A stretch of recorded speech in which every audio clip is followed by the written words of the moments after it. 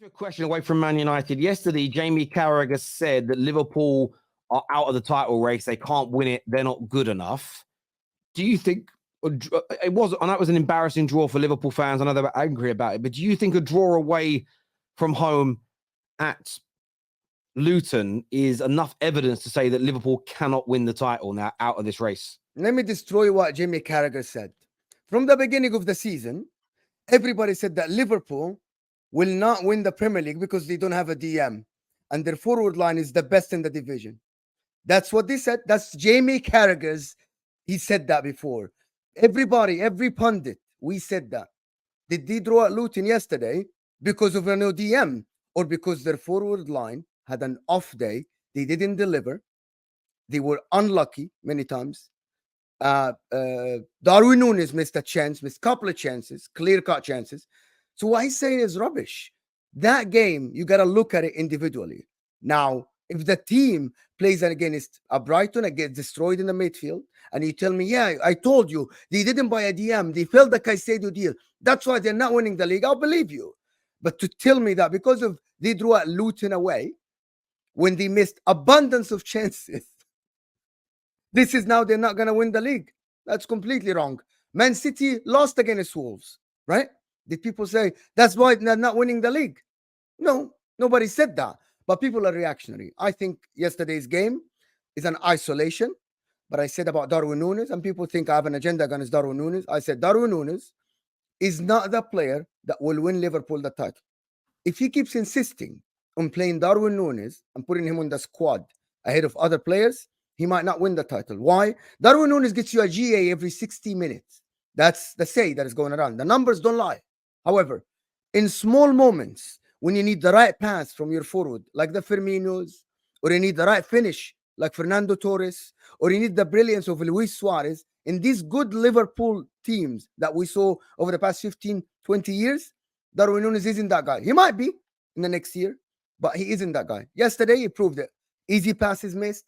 Yeah, he scored a wonder goal, right? Just a couple of days ago. But that's not what is going to win you the title. Darwin Nunez isn't the forward, but they have Gakpo, they have Jota, they have Luis Diaz. They did not draw the game yesterday because they didn't have a DM, which was your reason. Everybody said, buy a DM. You don't have a DM. They didn't draw the game yesterday because of a DM. They played awful. Mo Salah was off. Everybody was off. Szoboszlai didn't perform, right? Gravenberch was trying. But I think the game yesterday was an isolation, an isolated incident that wouldn't happen again. Jurgen Klopp will not fall into this mistake again. Jurgen Klopp wouldn't do this again.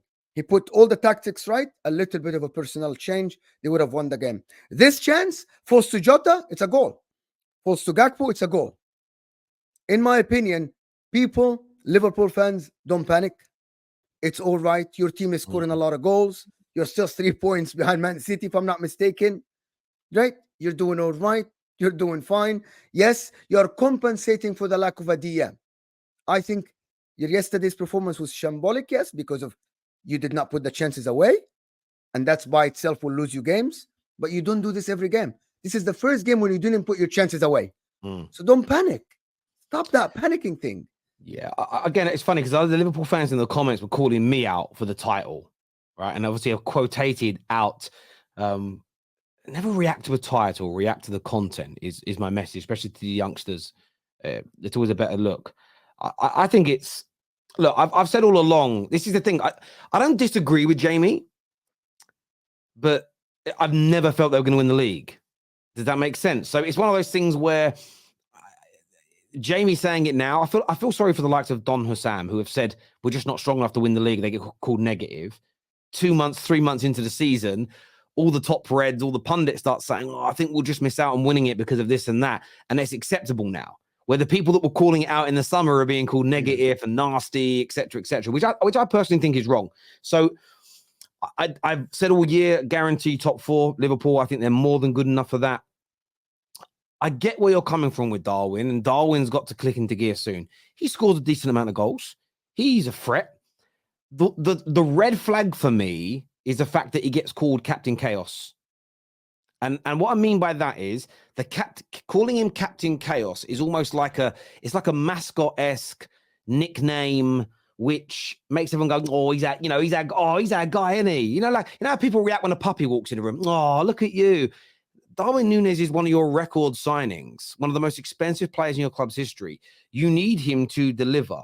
He's 24 years old, not 18, 19. At some point very soon, the abundance of simplistic chances that he misses has to stop. Now, a rebuttal to this isn't, but your striker hasn't scored in the Premier League. I know my striker's got to score. But that's not the point that's being made here. Darwin Nunez is 24 years of age. At the end of this season, I think it's in June, he turns 25. He is coming to a point soon where you would expect him to peak. And the volume of these big chances that he misses is crazy. And you know the strangest thing about him? Is all the shots yesterday that actually caused problems were shots from areas where you wouldn't expect him to score from. Yeah. All the easy chances seem to be the ones that he messes up. And that's a concentration or a mentality issue, which I can't quite put my finger on. And it has to be fixed soon, because if he scores those goals yesterday, that game was one easy. And the lack of a DM in a game like that, I think, was completely irrelevant.